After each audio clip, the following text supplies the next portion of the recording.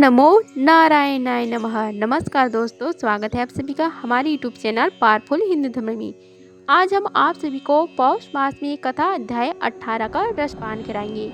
अगले की कथा में हमने श्रवण किया था भगवान वामन देव का विराट रूप लेकर 2 पग से पृथ्वी और स्वर्ग को नापना।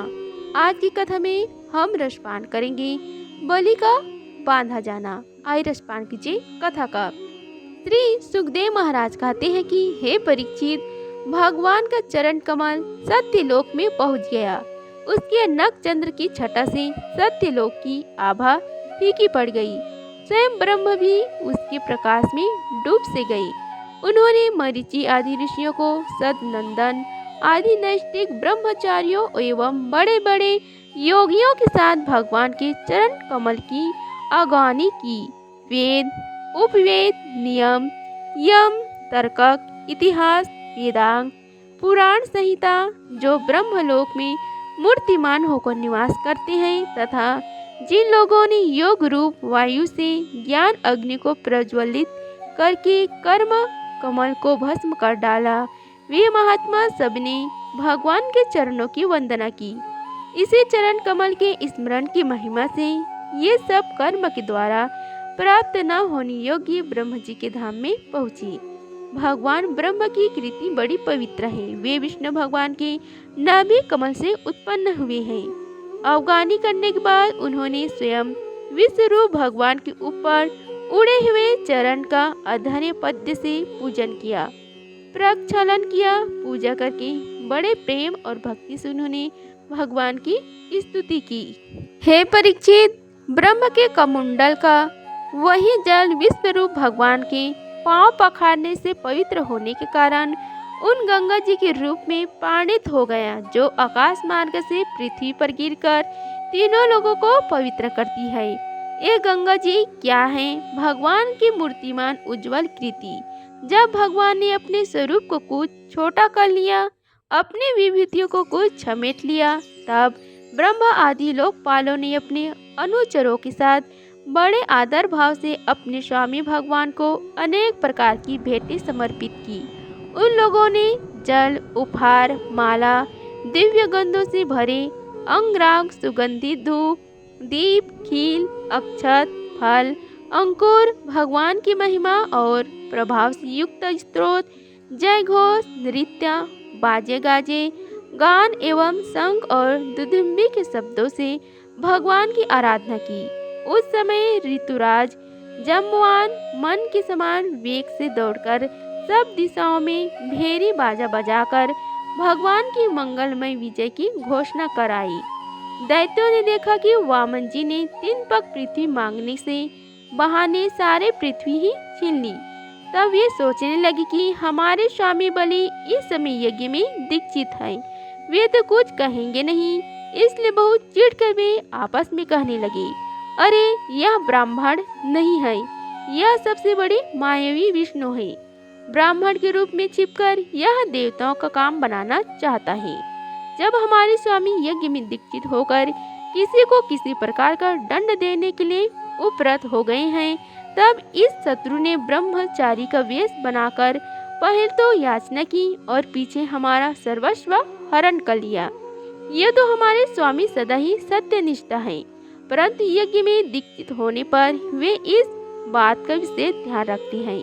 वे ब्राह्मणों के बड़े भक्त हैं तथा उनके हृदय में दया भी बहुत है, इसलिए वे कभी झूठ नहीं बोल सकते। ऐसी अवस्था में हम लोगों का यही धर्म है कि इस शत्रु को मार डालें।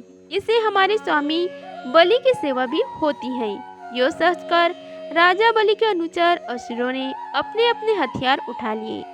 हे परीक्षित, राजा बलि की इच्छा न होने पर भी वे सब बड़े बड़े क्रोध से शूल, पट्टिस आदि लेकर वामन भगवान को मारने के लिए टूट पड़े। हे परीक्षित, जब विष्णु भगवान ने पार्षदों ने देखा कि दैत्यों के सेनापति आक्रमण करने के लिए दौड़े आ रहे हैं, तब उन्होंने हंसकर अपने अपने शस्त्र उठा लिए और उन्हें रोक दिया। नंदा, सुनंदा, जय विजय, प्रबल, बल, कुमुद, कुमुदाक्ष, विश्वक्सेन, गरुड़, जयंत, श्रुतदेव, पुष्कंद और साथ बात ये सभी भगवान के पार्षद 10-10 हजार हाथियों का बल रखते हैं। वे असुरों का सेना का संहार करने लगी। जब राजा बलि ने देखा कि भगवान के पार्षद मेरे सैनिकों को मार रहे हैं और वे भी क्रोध में भरकर उनसे लड़ने के लिए तैयार हो रहे हैं, तो उन्होंने शुक्राचार्य की श्राप का स्मरण करके उन्हें युद्ध करने से रोक दिया।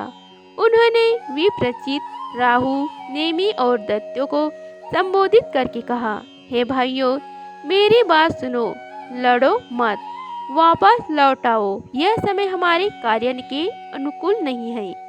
दैत्य जो काल समस्त प्राणियों को सुख और दुख देने की सामर्थ्य रखता है, उसे यदि कोई पुरुष चाहे कि मैं अपने प्रयत्नों से दबा दूं, तो यह उसकी शक्ति से बाहर है। जो पहले हमारी उन्नति और देवताओं की अवनति के कारण हुए थे, वही काल भगवान अब उनकी उन्नति और हमारी अवनति के कारण हो रहे हैं। बल, मंत्री, बुद्धि, दुर्गा, मंत्र, औषधि और समा आदि उपाय, इनमें से किसी भी साधन के द्वारा अथवा सबके द्वारा मनुष्य काल पर विजय नहीं प्राप्त कर सकता। जब दैत्य तुम लोगों के अनुकूल था, तब तुम लोगों ने भगवान की इन पार्षदों को कई बार जीत लिया था, पर देखो आज वे ही युद्ध में हम पर विजय प्राप्त करके सिंहनाद कर रहे हैं। यदि देव हमारे अनुकूल हो जाएगा तो हम भी उन्हें जीत लेंगे।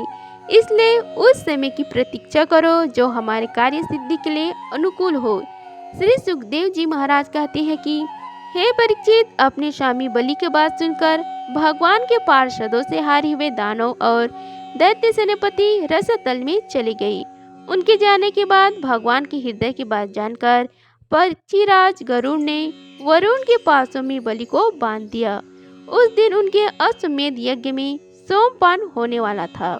जब सर्वशक्तिमान भगवान विष्णु बलि को इस प्रकार बांधा दिया, तब पृथ्वी, आकाश और समस्त दिशाओं में लोग हाय हाय करने लगे। यद्यपि बलि वरुण के पासों में बंधे हुए थे, उनकी संपत्ति भी उनके हाथों से निकल गई थी, फिर भी उनकी बुद्धि निश्चयात्मक तक थी और सब लोग उनके उदार यश का गान कर रहे थे। हे परीक्षित, उस समय भगवान ने बलि से कहा, हे असुर, तुमने मुझे पृथ्वी के 3 पग दिए थे। 2 पग तो मैंने सारी त्रिलोक की नाप ली, अब तीसरा पग पूरा करो। जहाँ तक सूर्य की गर्मी पहुँचती है, जहाँ तक नक्षत्रों और चंद्रमा की किरणें पहुँचती हैं और जहाँ तक बादल जाकर बरसते हैं, वहाँ तक की सारी पृथ्वी तुम्हारे अधिकार में थी।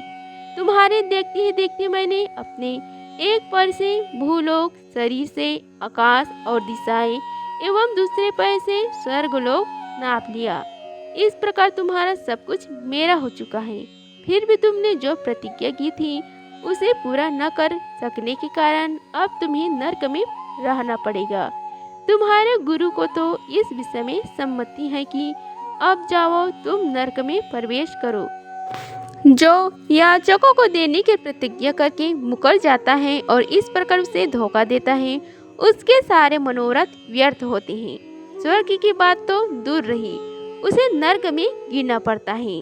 तुम्हें इस बात का बड़ा घमंड था कि मैं बड़ा धनी हूँ, तुमने मुझसे दूंगा ऐसे प्रतिज्ञा करके फिर धोखा दे दिया।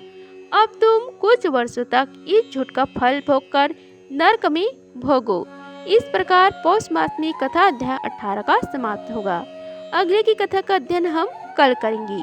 अगर आप सभी को यह वीडियो अच्छी लगी होगी तो वीडियो को लाइक कीजिए, चैनल को सब्सक्राइब कीजिए और कमेंट बॉक्स में जय श्री हरि लिखिए। धन्यवाद। मिलते हैं अगली कथा में, तब तक के लिए जय श्री राधे कृष्णा।